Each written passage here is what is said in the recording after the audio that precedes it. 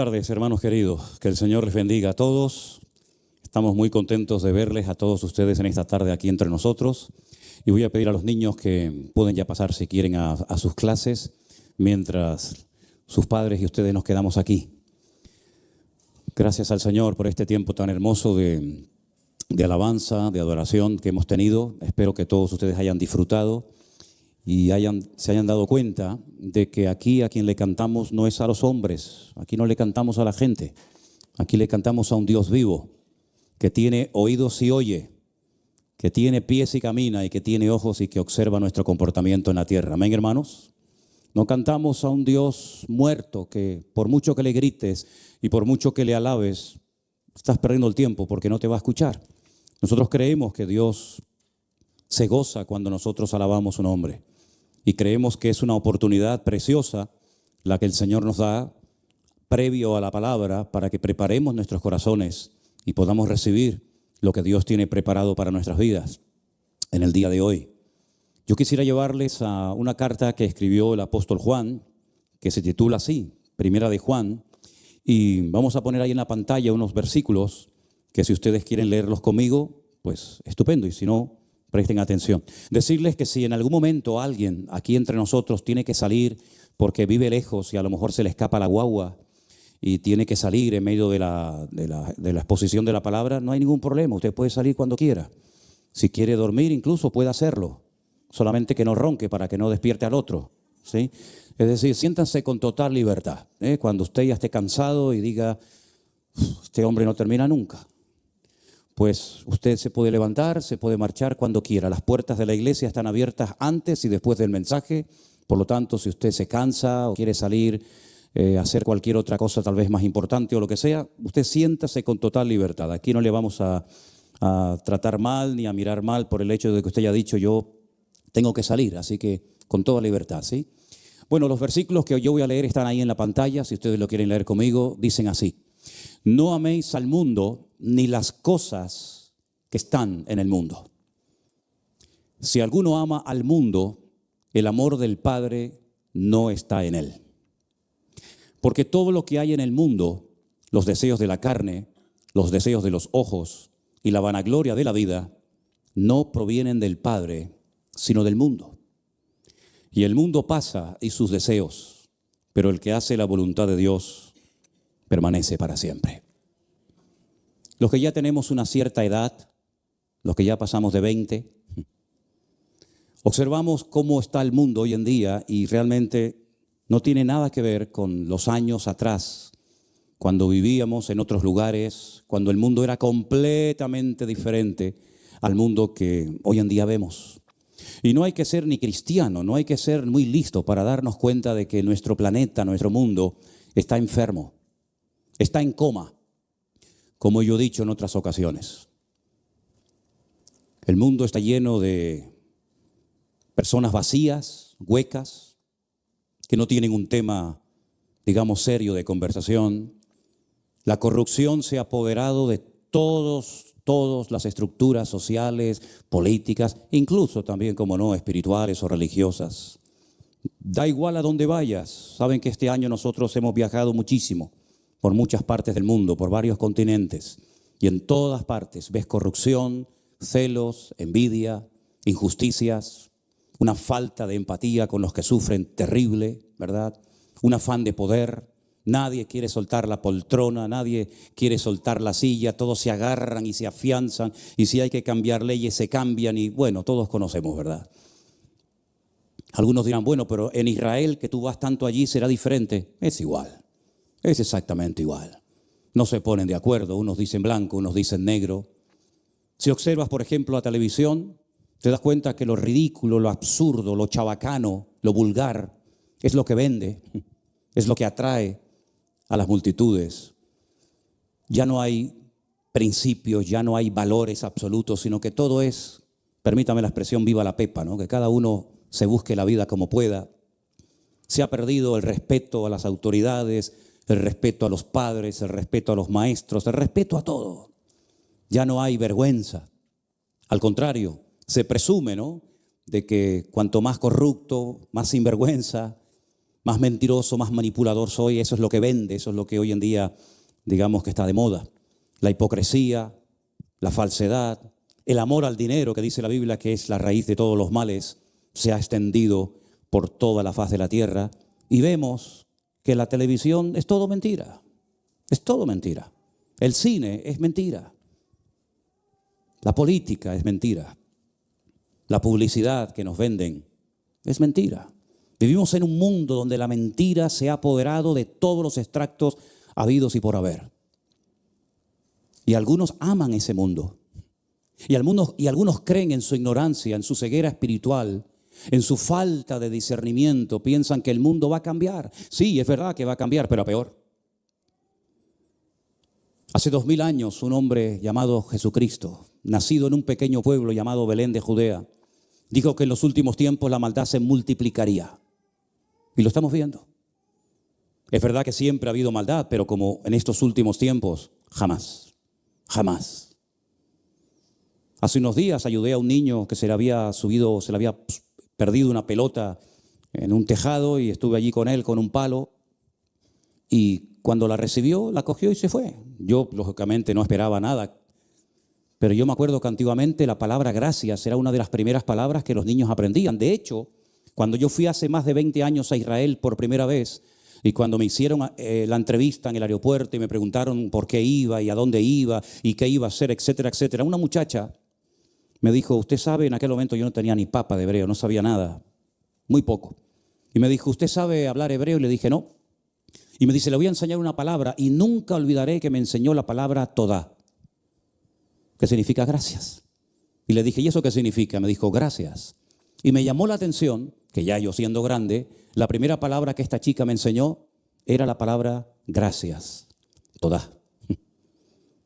Antiguamente se le decía a los niños cuando recibían un caramelo o cuando recibían un regalito, se le decía, ¿cómo se dice? ¿Se acuerdan? Y el niño decía, dame más. No, eso no. Se dice gracias, ¿verdad? ¿Cuántas veces le abres la puerta a una persona para que pase? Y yo muchas veces he pensado, ¿tendré el don de ser invisible? Porque abro la puerta, entran, salen, incluso a veces le agarro la bolsa de la compra, se la meto en el ascensor, cierra el ascensor y yo digo, me habré hecho invisible y no me había dado cuenta. Ese es el mundo en el cual nosotros vivimos hoy en día. Sí, mucho teléfono, mucha tecnología, mucha ciencia, mucho avance, pero en cuanto a principios, en cuanto a moral, parecemos auténticos salvajes. Una selva, sálvese quien pueda, ¿verdad? ¿Y la iglesia? ¿Y los cristianos? Porque se supone que los cristianos, da igual si son evangélicos, católicos o del grupo que sean, supongo que los cristianos tendrían que ser diferentes, ¿no? Pues me dejan que les diga algo. A veces no hay mucha diferencia. A veces no hay ninguna diferencia. El mismo amor al dinero, el afán, los celos, la envidia, el quítate tú para ponerme yo, exactamente igual. A nivel general, cuando hablamos de la iglesia, de los cristianos del siglo XXI. Ya pasamos desapercibidos los cristianos. No es como antaño que donde llegaba, aunque fuera uno, decían, ahí viene el que trastorna el mundo. Y ponían a una ciudad a temblar porque decían, cuidado que viene el apóstol Pablo, cuidado que viene el apóstol Pedro, cualquier otro personaje. Hoy en día los cristianos, la inmensa mayoría de las veces, pasan desapercibidos. ¿Piensan ustedes que el nivel moral en la iglesia es mayor que el del mundo? ¿Sí? ¿Piensan ustedes que no hay envidia y celos e inmoralidad e hipocresía entre los cristianos? Exactamente igual que en todas partes. ¿O es que los cristianos no son seres humanos? ¿Verdad? Cuando Pablo escribía antaño aquellas epístolas y hablaba de celos, de envidias, de borracheras, de mentiras, de ira, de lujuria, ¿a quién les escribía Pablo? ¿A inconversos? ¿A templos paganos de la época? Le escribía a comunidades cristianas, porque él sabía perfectamente que dentro de las comunidades cristianas existían todas esas cosas que él las llama la carne, las pasiones de la carne.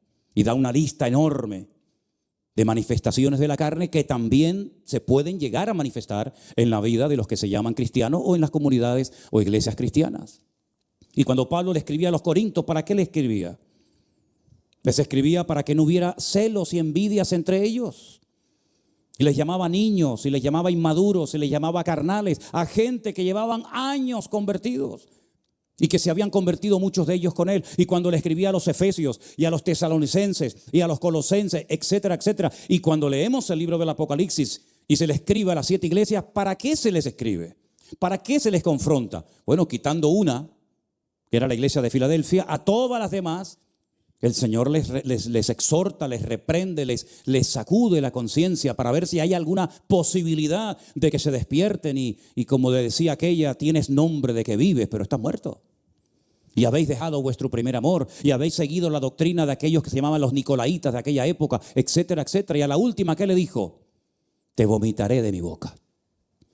Porque ustedes tienen un concepto demasiado distorsionado de la realidad que yo observo en vuestras vidas. Ellos decían, nos hemos enriquecido, de ninguna cosa tenemos necesidad. Y el Señor dice, pobres, ciegos, desnudos, desventurados, miserables, que llevo un rato tocando a la puerta de la iglesia, metafóricamente hablando, y nadie se ha percatado de que yo ya no estoy entre ustedes. Es decir, que lo que le va a pasar y lo que vamos a ver en los cristianos del siglo XXI ya viene sucediendo desde los primeros días, desde el primer siglo de la era cristiana. En algunos casos la iglesia ya no impacta al mundo. En algunos casos, como acabo de decir, los cristianos pasan totalmente desapercibidos y lo único que tienen es un título. Soy católico, soy evangélico, soy bautista, soy pentecostal. Pero eso no sirve de nada. Eso no sirve de nada si luego con tu vida, con tu testimonio, no respaldas tus palabras, no respaldas dicho título.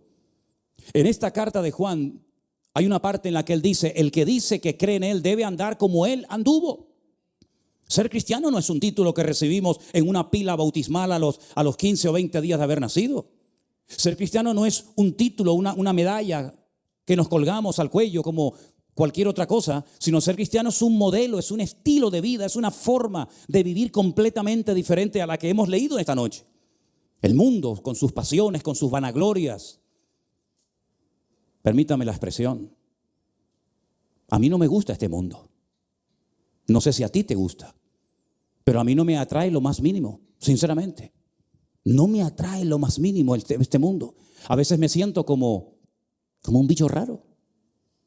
No me llenan sus conversaciones, no me llenan los programas que veo en televisión cuando yo digo, pero esta muchacha, ¿qué es lo que ha hecho en la vida? Digo muchacha como podría mencionar también al varón, ¿verdad? ¿Qué es lo que ha hecho esta persona? Nada. Tuvo, entre comillas, según dicen algunos, la suerte de tener relaciones con un famoso, quedó embarazada y ahora va por todos los platós de televisión vendiendo su intimidad, ¿verdad? Como trapos de portera, contando sus intimidades y pasando por caja, lógicamente, ¿no? Y son capaces de vender su intimidad, de vender cómo lo hicieron, dónde lo hicieron, con quién lo hicieron, cuándo lo hicieron, con tal de llenar sus bolsillos. Y ese es el mundo, que no tiene nada que ver con aquel mundo perfecto y maravilloso que Dios creó en Génesis capítulo 1. Y la iglesia que yo conocí hace 40 años no tiene nada que ver con la iglesia hoy en día. Hoy en día tienes que animar a alguna gente para que venga a la iglesia. En mi época era al revés. Tenías que animarles a que por favor váyanse ya, que tenemos que ir a cenar a casa y tenemos que cerrar la puerta y tenemos que irnos. Hoy en día es al revés, ¿verdad? Y hemos visto cómo todo ha ido cambiando y todo ha ido cambiando. Y nosotros, si no nos damos cuenta, podemos ser atrapados y arrastrados por esa corriente. En mi época, porque yo también fui joven, aunque ustedes no lo crean, en mi época, en el grupo de jóvenes que había en mi congregación, que tampoco era una congregación muy grande, pero bueno, había un buen grupo de jóvenes, todos si les preguntabas uno por uno, ¿qué quieres ser? ¿Tú qué quieres ser? ¿A qué te vas a dedicar? ¿Qué vas a estudiar? Todos prácticamente, salvo uno, todos decíamos lo mismo, quiero servir al Señor, quiero servir al Señor, quiero servir al Señor, todos. Por eso las asambleas de Dios en aquellos años abrieron un seminario.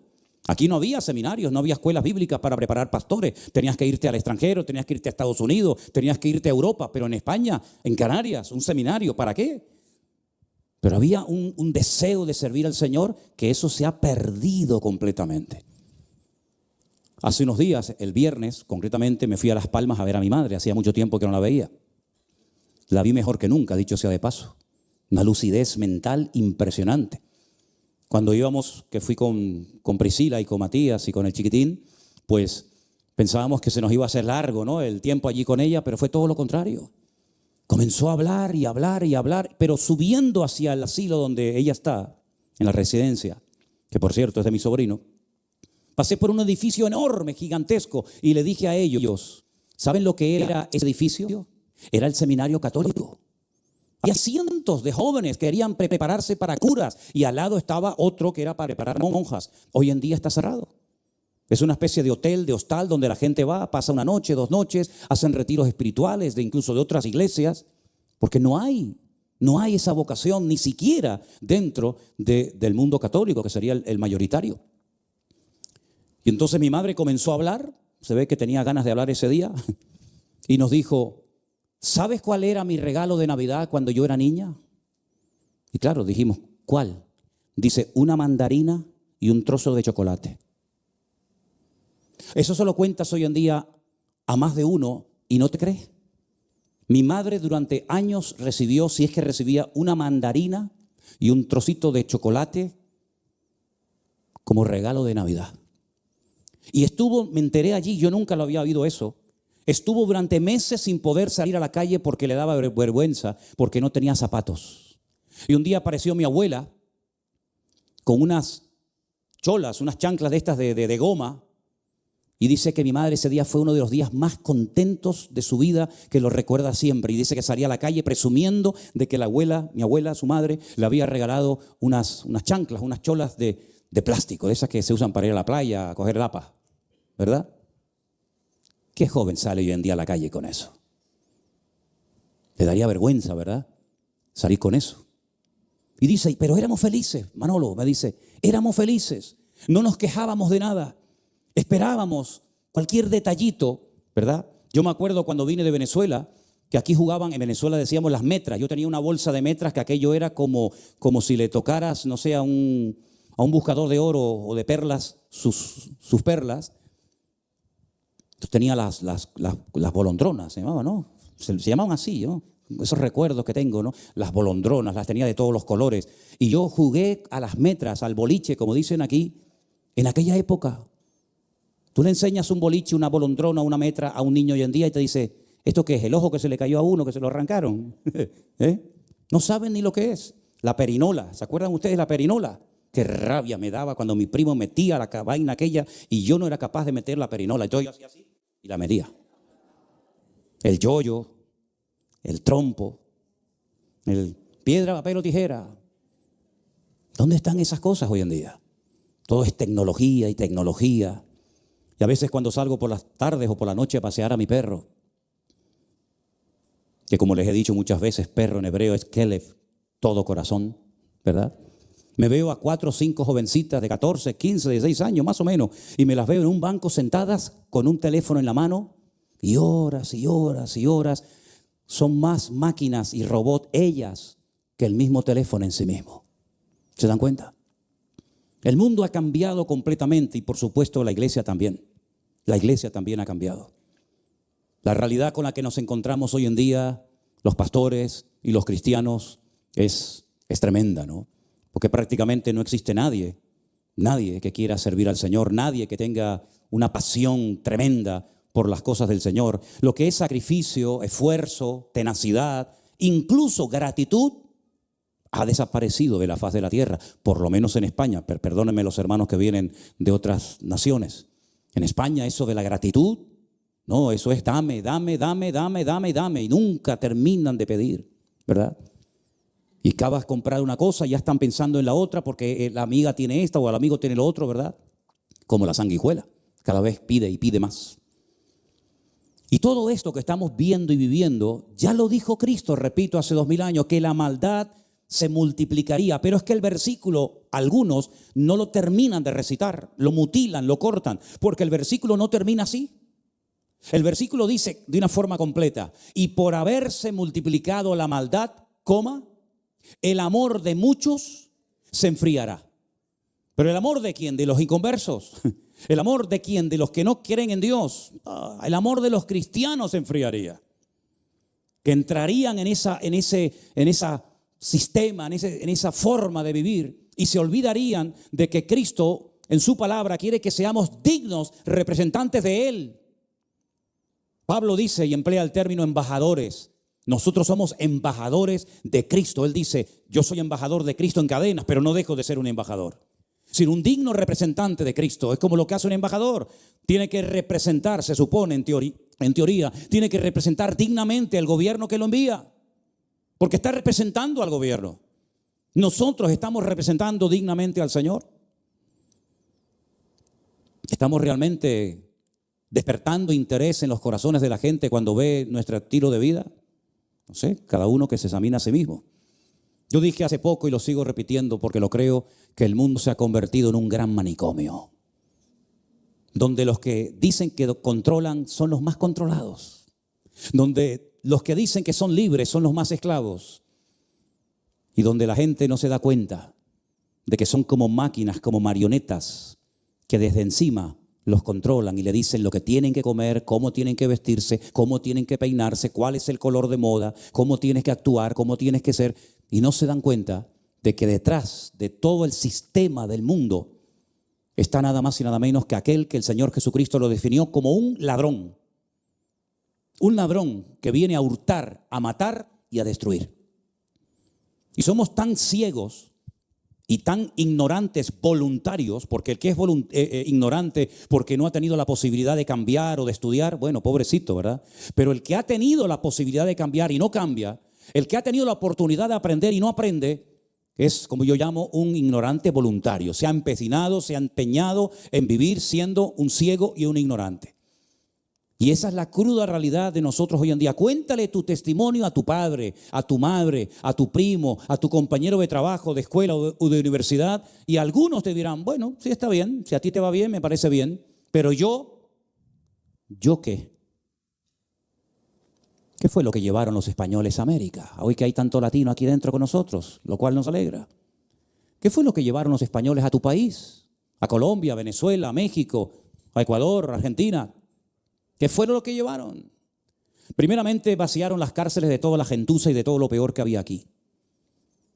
Y con el poder de los reyes católicos, que eran de lo peor que ha habido en la historia de este país, llenaron aquellas carabelas de personas que les decían o se van o aquí tienen pena de muerte o cárcel para toda la vida.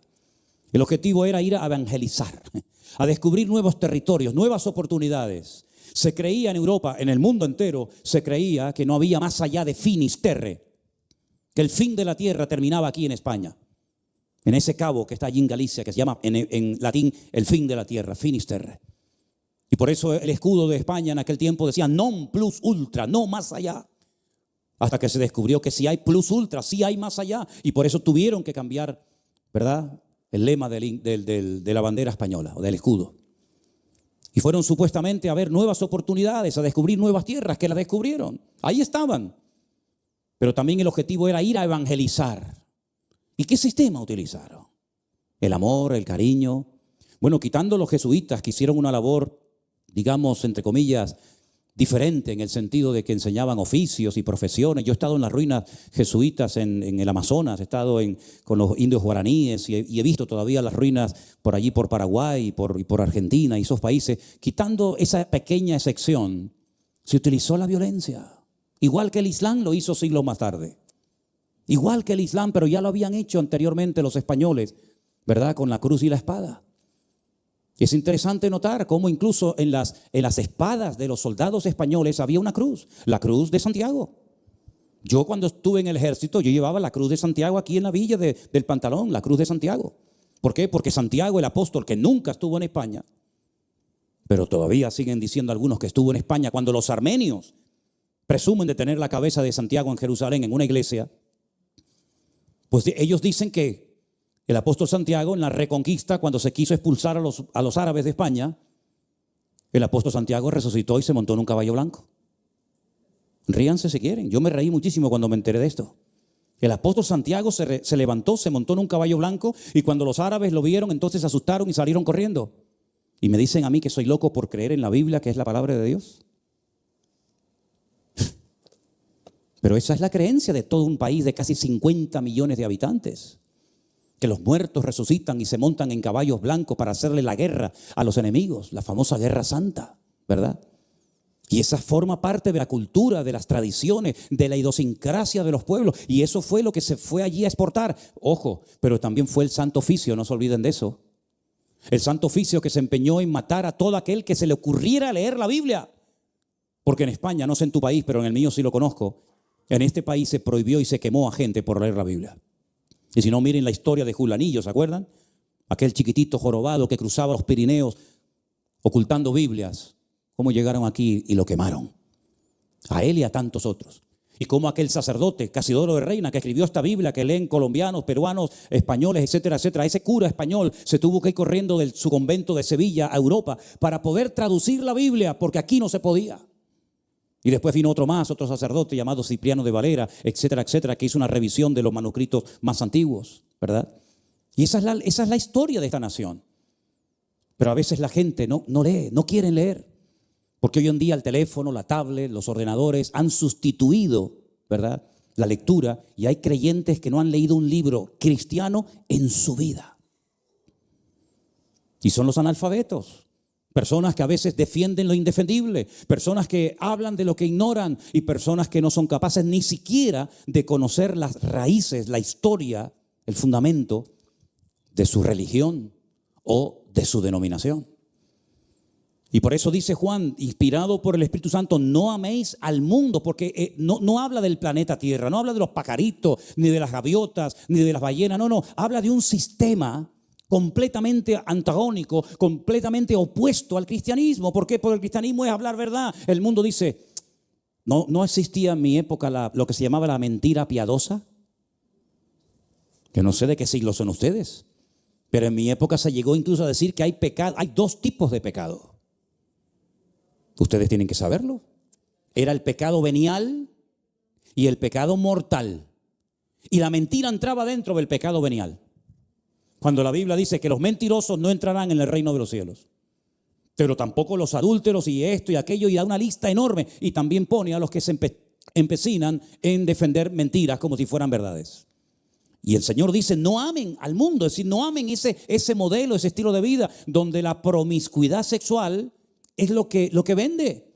Vete a muchos lugares hoy en día, cualquier instituto, cualquier universidad, cualquier escuela, y pregúntale, ¿cuántas chicas aquí conservan su virginidad antes de casarse?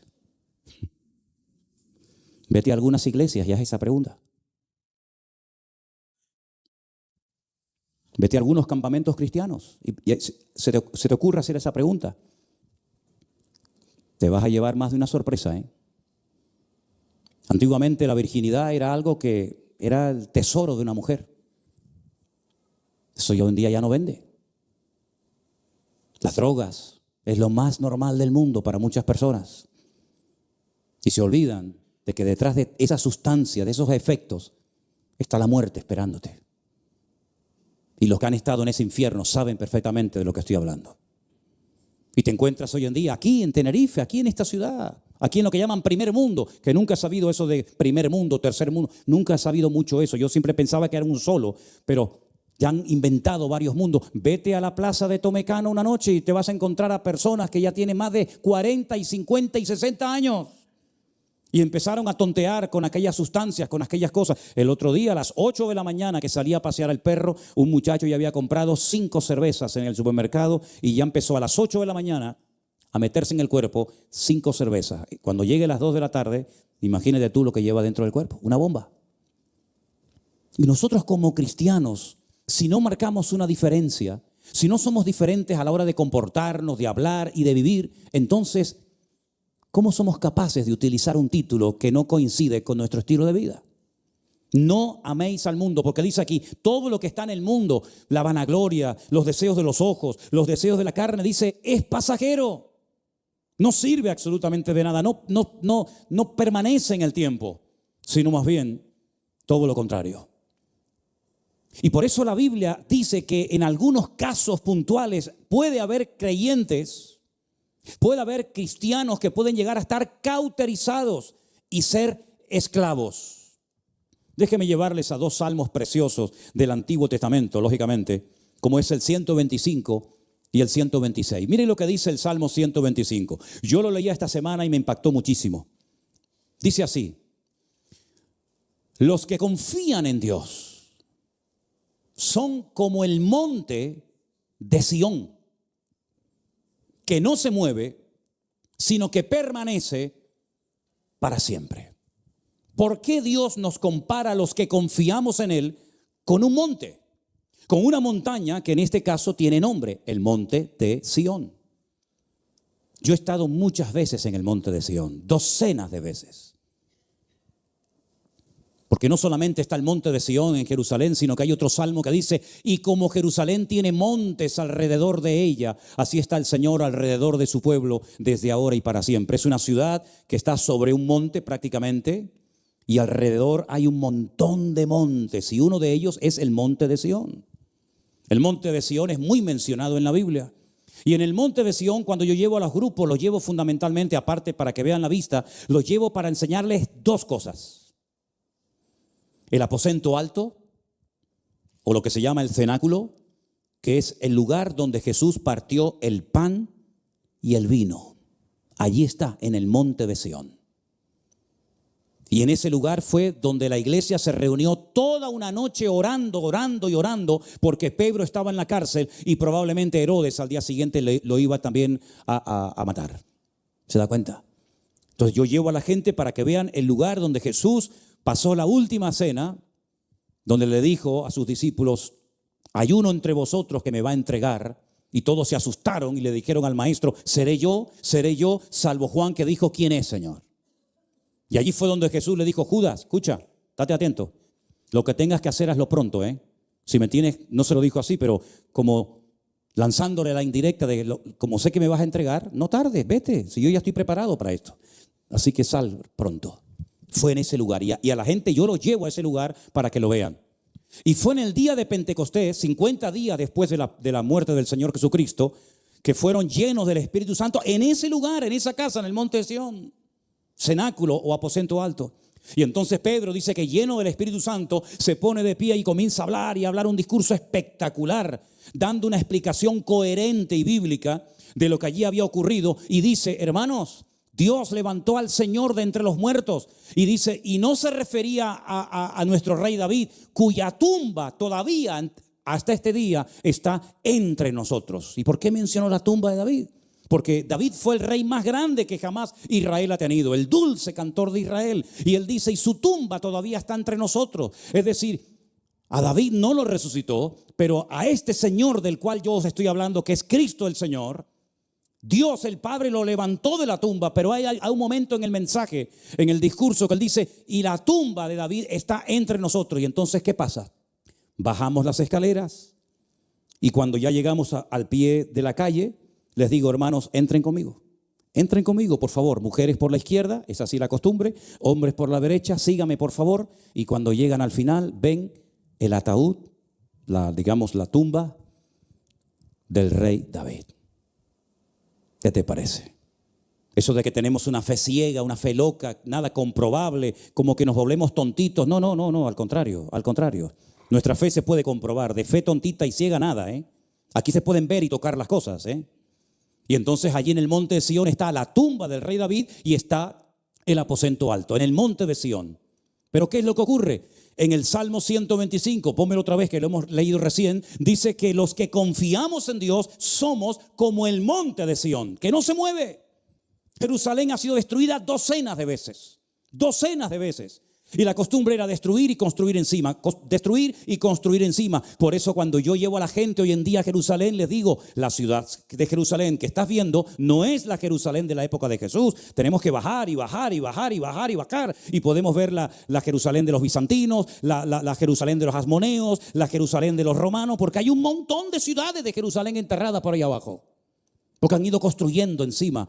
Y se ha ido modificando. Hermanos, les digo, cuando vean estas murallas tan bonitas que tienen un perímetro de aproximadamente 4,5 kilómetros con 7 puertas por las cuales se puede entrar y salir excepto por una, estas murallas no las conoció Pedro, ni Juan, ni Santiago, ni Tomás, ni el mismo Cristo, porque son murallas construidas por Sulimán el Magnífico en 1500 y pico.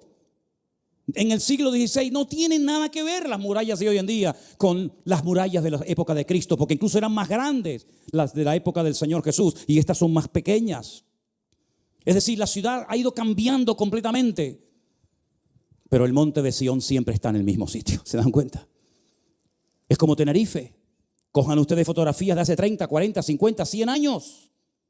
El otro día me enseñaron una fotografía de Santa Cruz de Tenerife. Nada, no era nada, todo platanera por todas partes. Pero el Teide siempre ha estado en el mismo sitio. Nunca se ha movido de ese lugar. Y espero que no se mueva nunca. Así son los que confían en Dios. Tienen estabilidad. Cambian las modas, cambian los gobiernos, cambian los países, cambia todo, pero hay firmeza, como el monte de Sión, si lo prefieren, como el Cerro del Ávila, como el Teide. Ponle el nombre que más te guste, pero eso es a lo que apunta este salmo, a enseñarnos que los que confiamos en Dios podrán venir tormentas, por supuesto, y podrán venir dificultades, pero tenemos una estabilidad, tenemos una firmeza, y por eso se nos compara con el monte de Sión. ¿Lo entienden, hermanos? Fácil de entender, no hay problema en esto. Sabiendo que se nos compara los que confiamos en Dios con el monte de Sión, vengan conmigo al 126.1 y van a ver ahora cómo vas a entenderlo de una forma diferente a esa lectura superficial que muchos hacen en la multitud de ocasiones. Cuando el Señor, cuando nuestro Dios hiciere volver la cautividad de Sión, es decir, de nosotros, los que confiamos en Dios, ¿sí o no? Si los que confían en Dios son como el monte de Sión, y dice la Biblia en el Salmo 126.1, que cuando el Señor hiciere volver la cautividad de nosotros, por eso dice Sión, ¿cómo vamos a hacer entonces? Seremos como los que sueñan.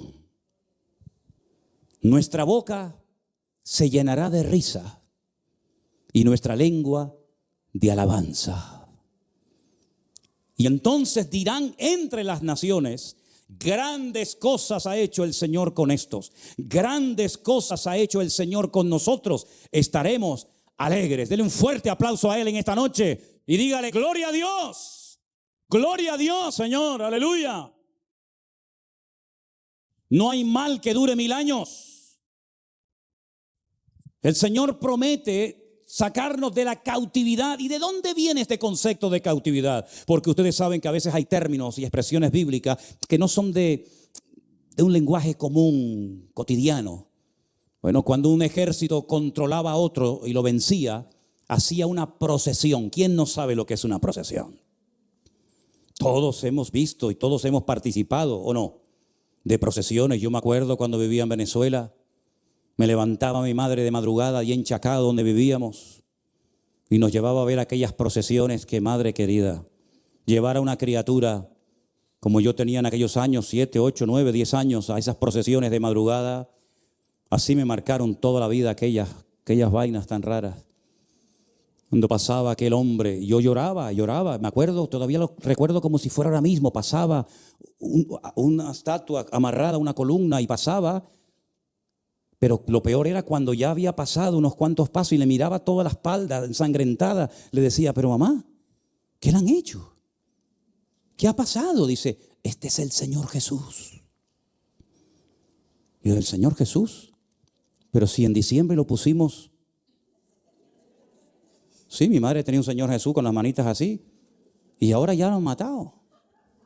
Pero luego pasaba una virgen con pelo natural, no sé cómo se llamaba, la Dolorosa, la Magdalena, yo no sé, una de esas.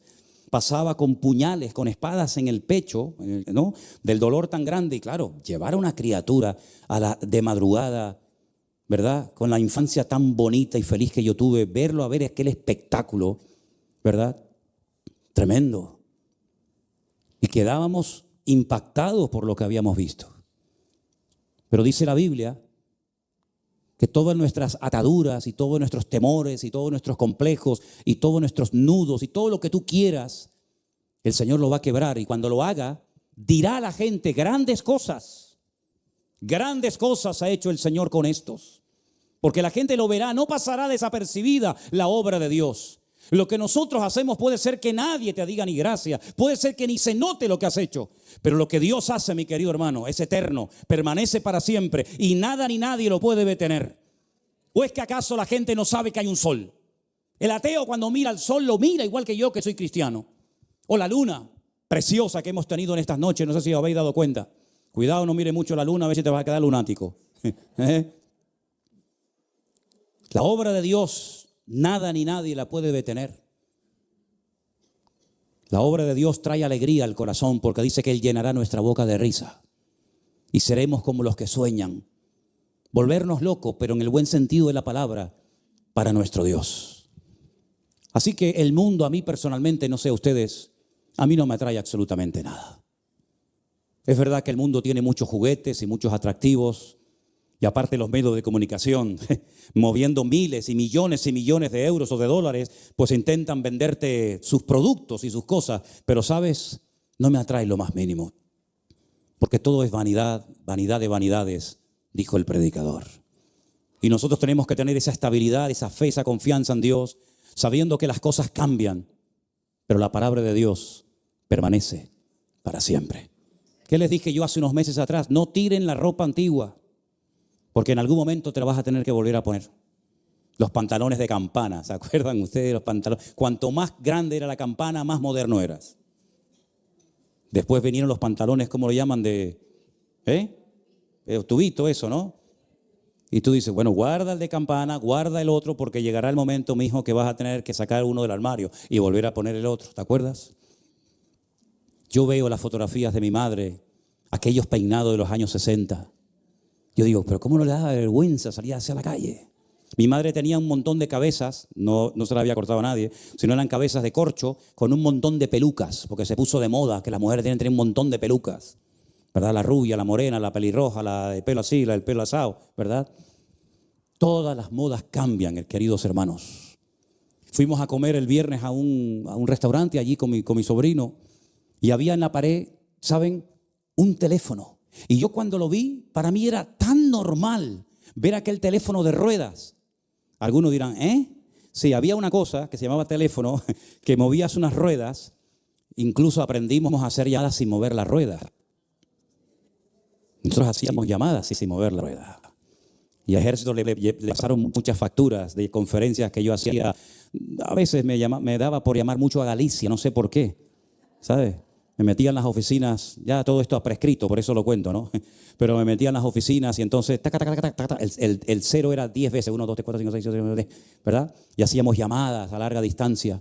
Y me acuerdo que cuando fuimos incluso a Argentina a vivir, nos teníamos que ir a la estación de autobuses y decirle, quiero llamar a España. Y había una señora con unos cascos y unos cables y decía, ¿a dónde conferencia? Y a veces te metía con el que estaba hablando con el abuelo de Italia. Y decía, no, tutti bene, si tutto bene, yo no parlo italiano, capito, niente. Y entonces te equivocaba de clavija y tenías que meter el otro. Todo ha ido cambiando. Pero la iglesia tiene que tener personalidad y criterio propio. Y tenemos que saber lo que queremos. Y tenemos que saber en quién hemos creído y confiado. Porque el Señor, aunque nos haga pasar por situaciones difíciles, por supuesto, pero una pregunta, antes que se me olvide. Cuando pasamos por cualquier situación de la vida, sea enfermedad, sea económica, sea familiar o de la índole que sea, una pregunta. ¿Dios lo sabe? ¿O está tan ocupado con las galaxias, con las estrellas, con el firmamento, que dice, ay, me olvidé de, a ver qué está haciendo? ¿Lo sabe Dios, sí o no? Una pregunta, ¿y lo permitió Dios, sí o no? Porque yo veo en la Biblia que hasta un señor con unos problemas de demonios terribles le tuvo que pedir los demonios permiso al Señor para poder entrar en una piara de cerdos. Es decir, que el diablo no puede hacer lo que le da la gana. Los que amamos a Dios, todas las cosas nos ayudan a bien. Y es el Señor el que permite o el que impide, el que dice, hasta aquí puedes llegar, pero no te pases de aquí. Por lo tanto, lo que tenemos que hacer es seguir esforzándonos, término que ya hoy en día prácticamente no existe, y seguir estando dispuestos a pagar el precio que haga falta pagar y ser agradecidos, pero no cuando recibimos, porque eso lo hace cualquiera, sino agradecidos cuando no recibimos. Agradecidos cuando no recibimos tal vez lo que queríamos recibir o pensábamos que teníamos que haber recibido y lo recibió otro tal vez. Y mantener la actitud, claro, escuchen una cosa, yo los estoy mirando a ustedes. Y ustedes me están mirando a mí. Y sé que detrás de estas cámaras hay miles de personas en San Francisco, en Las Vegas, en todo el mundo que nos están viendo. Pero les digo una cosa, Yo sé lo que es predicar a sillas vacías. Y al primero que le estoy predicando, ¿saben a quién es esta tarde? Dígalo. A mí. Porque a veces me han dado ganas de coger a uno por el cuello y retorcérselo como las gallinas, ¿Pastor? No, ni pastor ni vaina. Así como te lo digo. Y por eso tengo que meterme todo esto en la cabeza y no permitir que las circunstancias me cambien. Porque yo fui muy malo y sé pecar muy bien. Y tuve 4 demonios en mi cuerpo viviendo durante años. Y sé cómo eran y lo que me hacían. Usted dirá, bueno, yo no creo en eso, a mí me da igual lo que usted crea, señora. Créame, con 61 años que tengo me da exactamente igual si ustedes me creen o no. Yo sé lo mal que lo pasaba y yo sé las pesadillas que tenía y yo sé las horas y horas y días, semanas y meses que me estuvieron poniendo cables en la cabeza y amarrándome con camisas de fuerza, creyendo que estaba loco. Hasta que me echaron a patadas de una clínica en Las Palmas diciéndole a mi padre, no me lo traiga más porque voy a terminar más loco que él. Sé lo que es todo eso. Y por eso cuando leo estos salmos, que el Señor llenará mi boca de risa, hermanos, yo hace años que no río como tengo que reír. Pero es que antes de reír hay que llorar para que se valore la risa. Si tú te has todo el día riéndote, hay un momento que no la valoras, pero es que antes de reír hay que llorar. Incluso hay una sensación rara que es llorar riéndote.